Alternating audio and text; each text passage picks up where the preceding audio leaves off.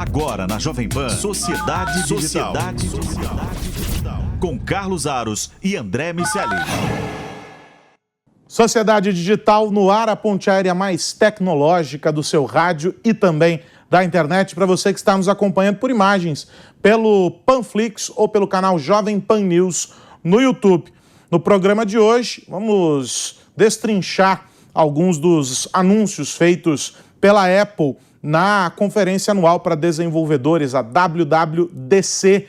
É um evento muito aguardado porque mostra os caminhos que serão percorridos pela empresa ao longo desse próximo ciclo, desse próximo ano.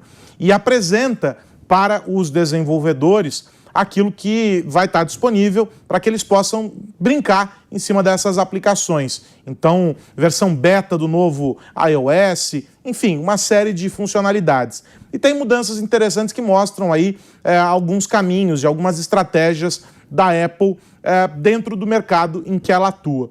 Vamos falar sobre isso e vamos também focar em uma discussão importante que a Apple vem provocando no meio da indústria do software, que é a nova política de privacidade. O quanto a Apple está interessada em levantar um debate importante a respeito da coleta dos dados. E isso tem um efeito importante sobre o mercado de maneira geral, porque os aplicativos que rodam nos sistemas da Apple vão ter que se adequar a essa regra, porque senão não poderão estar por ali. É uma discussão interessante, a nossa convidada de hoje vai tratar desse assunto com a gente. Mas eu começo, meu parceiro André Miceli, perguntando para você o que você achou desta conferência realizada na semana que passou, a WWDC. Enfim, a minha percepção, e aí eu passo a bola já dizendo o que eu vejo, é que a Apple faz tempo não consegue nos criar aquela sensação de uau, né? O momento uau, aquela coisa de embasbacamento. Nossa, que coisa revolucionária. Eles fazem muito bem feito aquilo que eles entendem que poderia ser melhorado dentro de casa e conseguem melhorar ainda mais aquilo que a concorrência já estava fazendo. Tudo bem contigo? Tudo bem, meu amigo. É verdade. A Apple tem uma característica diferente. Os tempos mudaram. O Tim Cook é um CEO muito voltado para os processos. Ele faz isso muito bem, consegue deixar mais dinheiro em caixa em praticamente todas as linhas de negócio. E é como eu sempre brinco, a Apple tem uma pegada, não só a Apple, na verdade, mas as Big Techs têm uma pegada quase como a Igreja Católica faz com os papas. Tem um CEO mais voltado à liturgia e outro mais voltado aos fiéis. A gente tinha ali um Steve Jobs muito preocupado com os usuários, com a entrega, e aquele cara mais performático que realmente trouxe muita inovação, mudou muito das nossas vidas.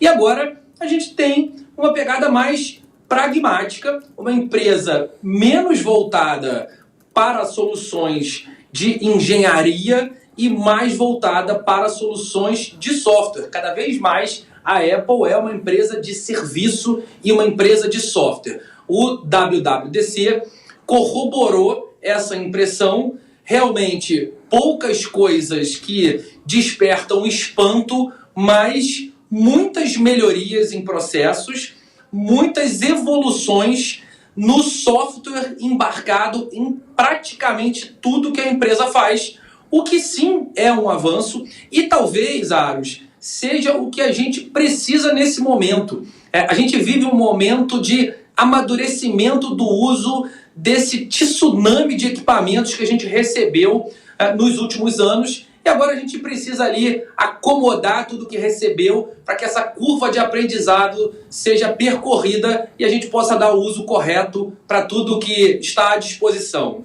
A gente está, enquanto você falava, a gente estava vendo as imagens aí do resumo com os principais anúncios feitos.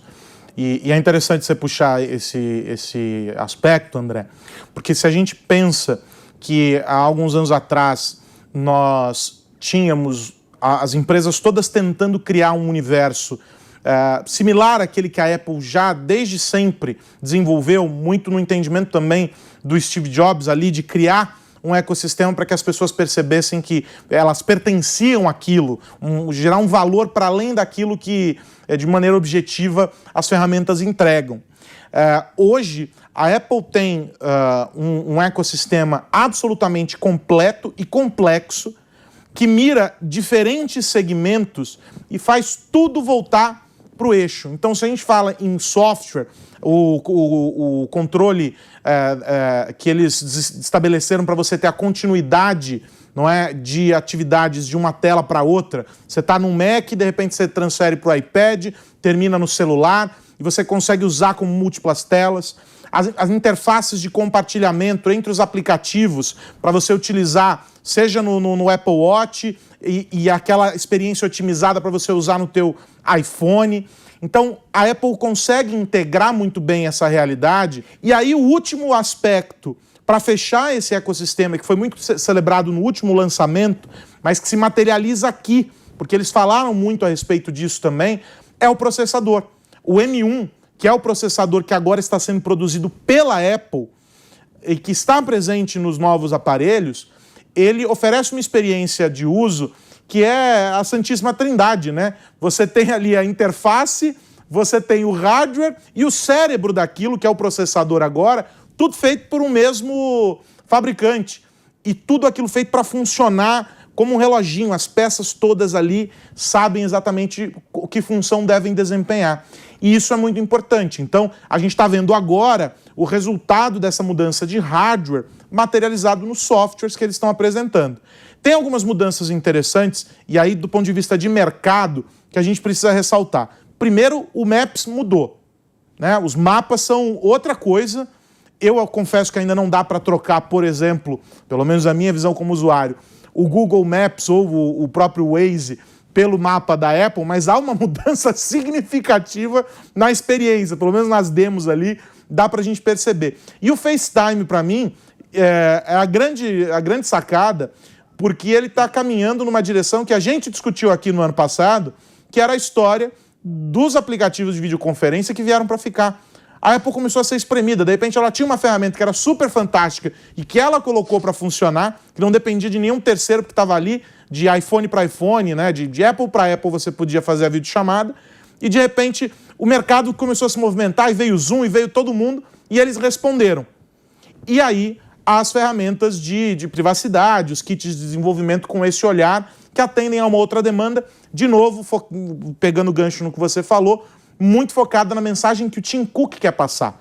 Então, essa ideia do usuário na frente, a questão da privacidade, esse entendimento da atuação dos terceiros, atende a duas coisas. Primeiro, um compromisso que ele já manifestou pessoalmente ter e que ele quer que a empresa persiga.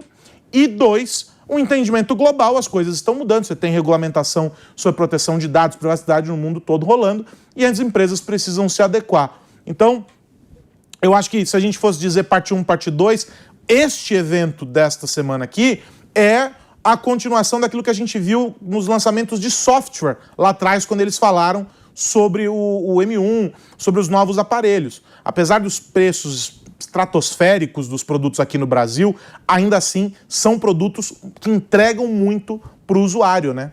Sim, entregam muito e vivem um momento de integração. Eles entregam e integram. E eu explico. Integram entre si, e o macOS Monterey, ele traz muito desses recursos que vão integrar o iPad com o Mac, o celular. Então, tá tudo ali mais ou menos, cada vez mais a mesma coisa, é um merge dos seus equipamentos. Você começa trabalhando no seu iPhone, termina trabalhando no seu iPad sem que haja fricção, sem que haja um momento de rompimento. Esse é um ponto importante da experiência que a Apple quer entregar agora, mas também integra com outros ambientes. A Apple é conhecida por um certo isolacionismo. Ela tende a tentar viver sozinha em diversos aspectos. O FaceTime foi assim por muito tempo, mas, como você bem falou, a pandemia acelerou o processo de videoconferências.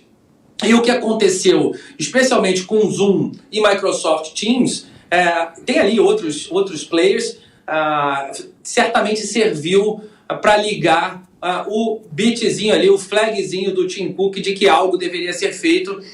Não sei se eles patinaram tempo suficiente e se agora, para retomar esse mercado, eles vão precisar comprar alguém. Tem ali algumas soluções que andaram em paralelo. A StreamYard, por exemplo, é uma empresa que andou muito bem, está andando sozinha, está dando sopa.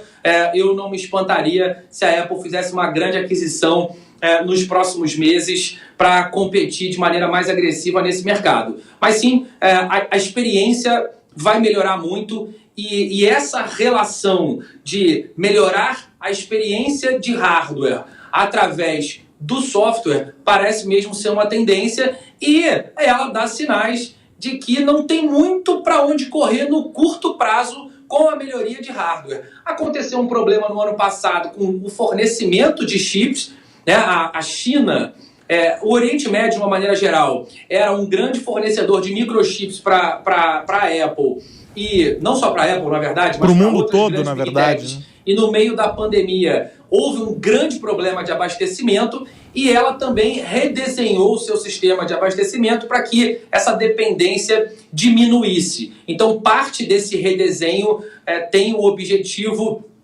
de também diminuir essa dependência do Oriente Médio e dar um pouco mais de liberdade para a produção local. Queria falar sobre a privacidade, né? Porque o pano de fundo de toda a apresentação da Apple foi essa integração e todo esse processo de mudança aí, dos softwares e tudo mais, mas uma boa parcela aí dessa apresentação foi ocupada pelos engenheiros falando sobre privacidade, mostrando essas ferramentas e essa preocupação. Eu vou citar aqui a Lauren Hensk, que aparece em um vídeo, a gente tem essas imagens aí, em que ela que é engenheira de privacidade da Apple, ela fala sobre otimizar a proteção de privacidade dos usuários. Essa aí que está na tela para quem está nos assistindo é a Lauren Hensk. E ela diz assim, pode parecer uma tarefa difícil e muitos podem nem saber por onde começar, mas que a ideia é simplificar esse mindset e trabalhar com 4 pilares. São esses que estão aí na tela para quem está nos vendo. Primeiro, minimização de dados, coletar apenas as informações realmente necessárias. Depois, o processamento local. Eles não querem mais ficar enviando as informações do usuário para a nuvem. Depois, transparência e controle. O que é isso? Mostrar para o usuário, de maneira clara, como as informações que ele está entregando dentro do ecossistema da Apple estão sendo utilizadas. E aí, por último, mas não menos importante, proteção e segurança. E aí, a partir disso, eles desenvolvem aí uma série de modelos em que eles têm que dizer o seguinte, né, para os desenvolvedores: olha, vocês têm algumas perguntas básicas que vocês devem fazer. Começando do, eu realmente preciso coletar esse dado? Para que eu vou usar essa informação? Como é que eu estou garantindo que esse dado está seguro? E aí, diante dessa discussão que a Apple coloca e que vai afetar o mercado, aliás, já está afetando, quem tem iPhone tem recebido as notificações sobre a autorização de coleta de dados pelo aplicativo terceiro. A gente convidou a Camila Gimene, que é sócia do escritório Opsi Bloom, Bruno Weinzoff, advogados, e que é especialista em direito digital, está conectada aqui conosco. Camila, obrigado por ter topado participar desse nosso papo aqui. Imagina. É sempre um prazer estar com você, Aros e André. Fazia tempo que não nos falávamos. Verdade. E aí eu quero começar colocando você aqui nessa nossa conversa. A gente falou muito sobre as tendências, o que a Apple está indicando e tudo mais. Mas eu vejo que essa discussão que a Apple coloca, esses pilares aí que a gente mostrou e que eles destacam aí, esses 4 itens e tudo mais, isso está muito associado a uma discussão forte na União Europeia com o GDPR, aqui no Brasil com a LGPD, uma mudança importante em nível global, eu diria, sobre proteção de dados, a necessidade de cuidar dessas informações que estão sendo geradas em volume assustador. É um movimento importante esse, uma empresa do tamanho da Apple se colocar dessa maneira? E em que contexto essa discussão está acontecendo do ponto de vista, claro, da proteção de dados? Olha, Aros, foi um recado fortíssimo para o mercado, né? E algumas coisas aí embutidas. Primeiro, nesse mesmo evento, o VP de engenharia deles falou claramente que privacidade é um direito humano fundamental, né? Então, a partir daí você já começa a ver qual que é o posicionamento da empresa. O segundo recado importante é que vejam que a gente está falando de uma engenheira de privacidade, né? Primeiro, uma mulher no mundo de tecnologia e a alocação de um profissional de engenharia focada em privacidade dentro da companhia. Então, também é um super recado do ponto de vista de estrutura interna. Agora, olhando especificamente para produtos e serviços, os 4 pilares que eles apresentaram, Aros, 3 deles estão previstos em leis de proteção de dados, né? Então, também um alinhamento com uma tendência, que é uma tendência global a respeito de privacidade, né? Preservação da privacidade dos seres humanos por meio da proteção de seus dados pessoais. É importante dizer e também a gente entender, né, que para a tecnologia funcionar bem, ela precisa de dado, né? Por isso que a gente fala que é a sociedade da informação. Dado concatenado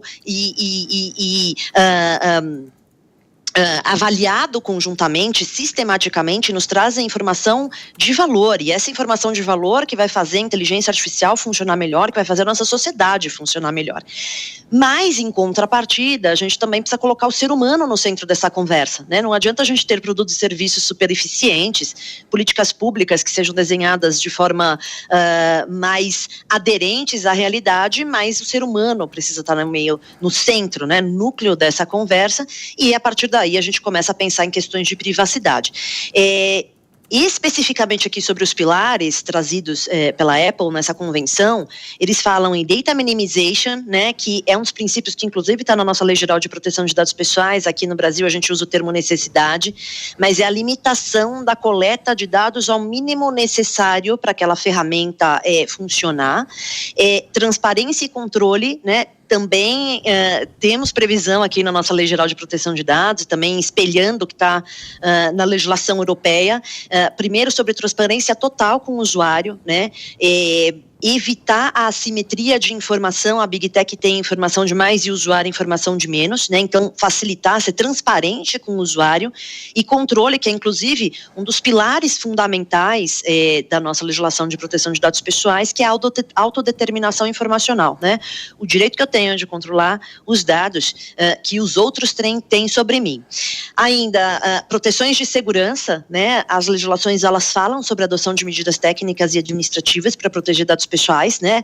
No mundo cada vez mais hiperconectado, a gente realmente precisa pensar em segurança, e o único pilar que não está previsto nas legislações é o processamento local, né? Mas eles inclusive dão opções aí para que esse desenvolvedor consiga desenvolver de modo que os dados pessoais do usuário sequer precisam sair do dispositivo para serem processados, e para que a gente até tenha modelos de aprendizagem de máquina que possam ser feitos localmente. Então, está absolutamente alinhado com esta tendência global de proteção de dados pessoais e privacidade, e eu me arrisco a dizer, Aros, que esse é o assunto jurídico que não é do mês, da semana, do ano, mas talvez seja o assunto jurídico da nossa geração. Talvez seja o assunto jurídico mais importante que a gente precisa pensar, é privacidade nos meios eletrônicos para esse século. Fantástico.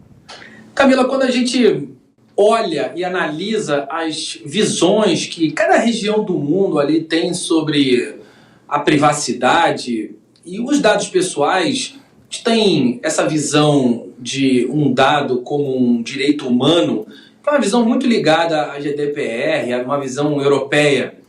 As empresas americanas que coletaram os dados e foram pioneiras nesse processo de utilização, de fazer marketing, e claro, tinham uma influência muito grande no governo, de alguma maneira influenciaram também a própria sociedade americana para que houvesse um entendimento que, de alguma forma, era mais benevolente com elas, corporações.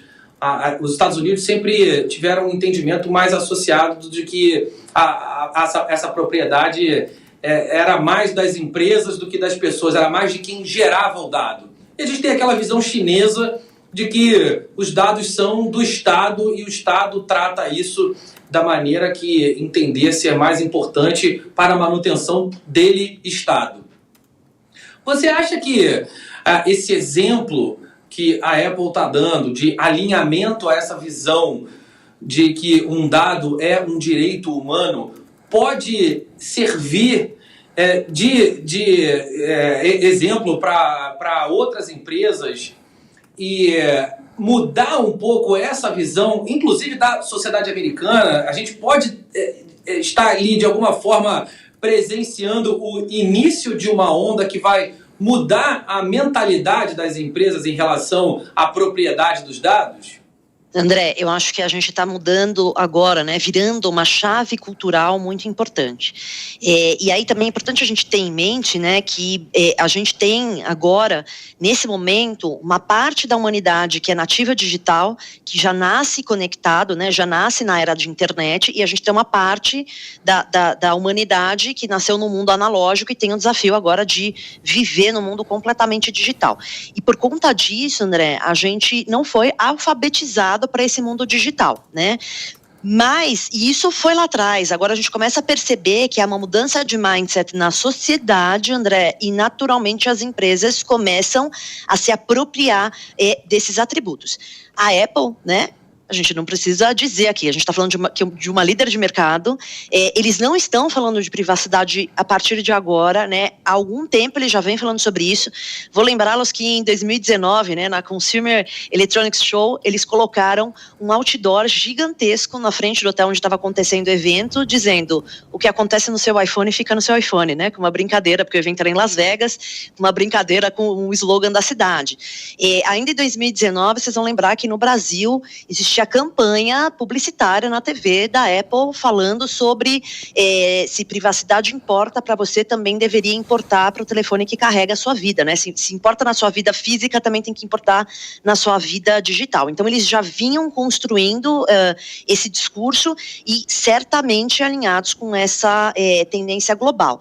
E nesse sentido, André, acredito que também os próprios americanos vêm se alinhando com esse novo tipo de pensamento. É só ver que vários estados americanos, os Estados Unidos não tem uma legislação federal a respeito de proteção de dados pessoais, mas vários estados já estão criando legislações, a mais consolidada já é da Califórnia, mas eles já estão, inclusive, criando legislações lá a respeito do assunto.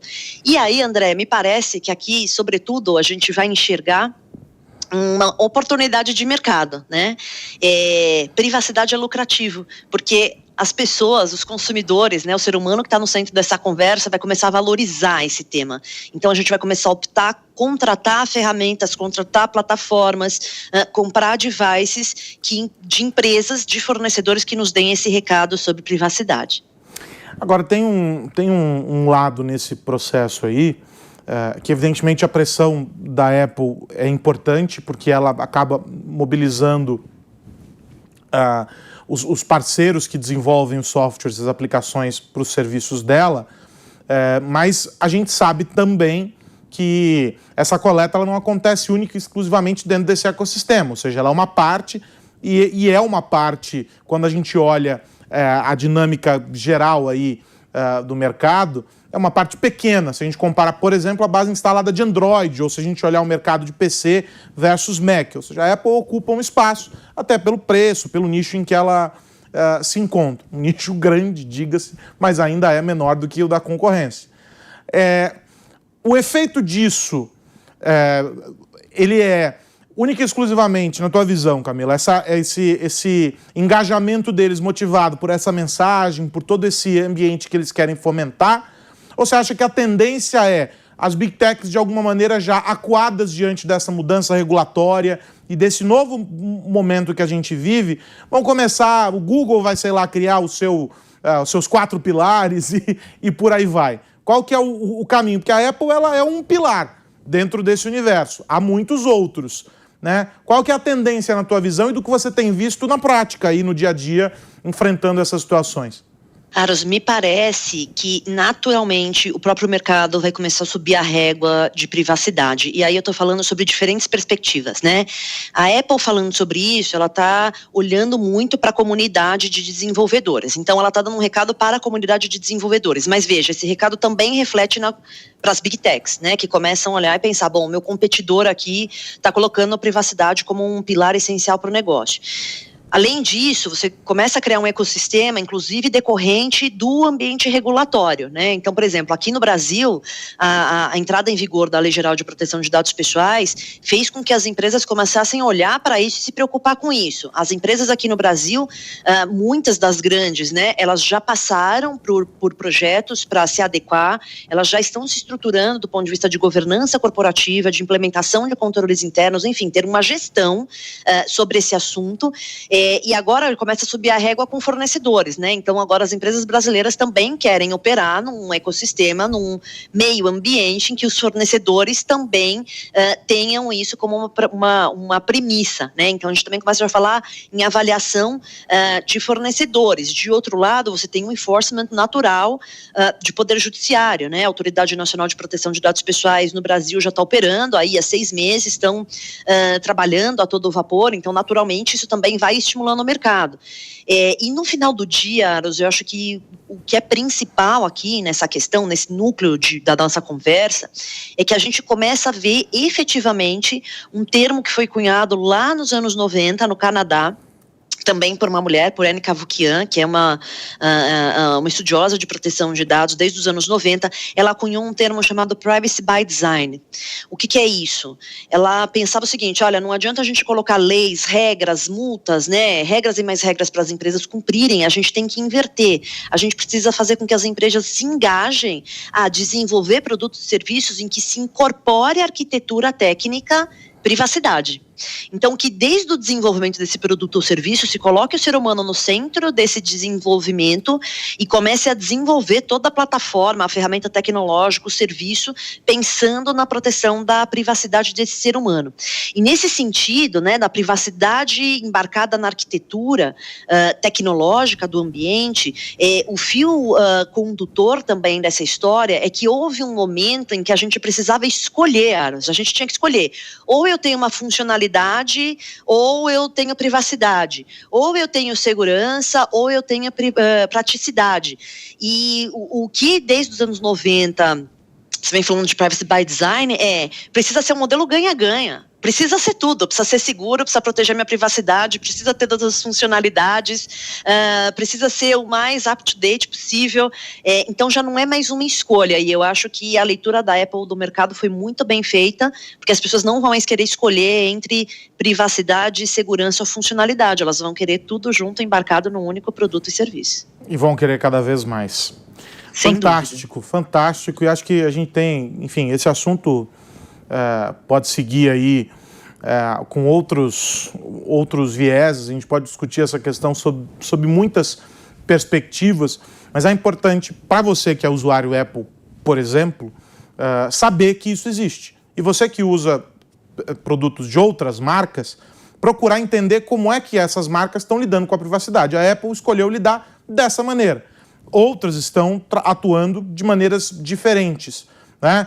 Todos os serviços, eu me lembro que antes de os eventos se tornarem remotos aí por causa da pandemia, um dos tópicos que sempre surgia em coletiva era a privacidade, aí o cara parava para demonstrar como era o serviço de privacidade e tal. Agora as coletivas estão online, os lançamentos, esse da Apple, por exemplo, foi todo gravado, tudo online, não teve nenhuma interação ao vivo, então eles já colocam essas coisas claras ali para que as pessoas vejam, ou seja, é um tópico que já surgia há 2, 3 anos e ganha cada vez mais força. As empresas querem mostrar que elas estão comprometidas. A Amazon, quando lançou o Echo, as linhas de caixinhas de som, fez questão de mostrar que existia uma página onde você entra para apagar os áudios, os registros de áudio que são feitos pelo assistente. E por aí vai, você tem no Google uma página de gerenciamento de todo o ecossistema Google, todas as aplicações, Microsoft idem. E isso é muito importante, que a gente olhe os serviços que a gente consome e veja a relação dessas marcas com a discussão sobre privacidade. Isso é fundamental, é uma condição importantíssima para a gente viver dentro dessa realidade que a gente está discutindo. Eu quero demais agradecer a Camila Gimene, que é advogada especializada em direito digital, nos ajudou a entender aí esse caminho que a Apple está perseguindo e que outras companhias, sem dúvida nenhuma, vão seguir. Camila, obrigado, é sempre bom falar contigo.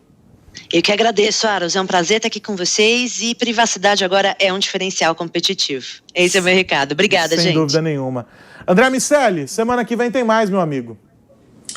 Semana que vem tem mais, tudo na sua devida privacidade. Camila, muito obrigado. Meu amigo Aros, sempre muito bom falar com você e um abraço para todo mundo que nos ouve e vê. É isso, um abraço para você, meu amigo. Semana que vem tem mais Sociedade Digital. Eu faço a recomendação, se você chegou aqui pelo caminho, estava nos ouvindo no rádio, chegou pela metade do caminho, não tem problema. Corre lá no Panflix e acessa o Sociedade Digital para pegar esse papo na íntegra. Este e os programas anteriores, todos disponíveis no Panflix ou no canal Jovem Pan News lá no YouTube. Sociedade Digital volta na semana que vem discutindo os impactos da tecnologia no seu dia a dia. Um grande abraço. Tchau, tchau. Você ouviu Sociedade Digital com Carlos Aros e André Miceli.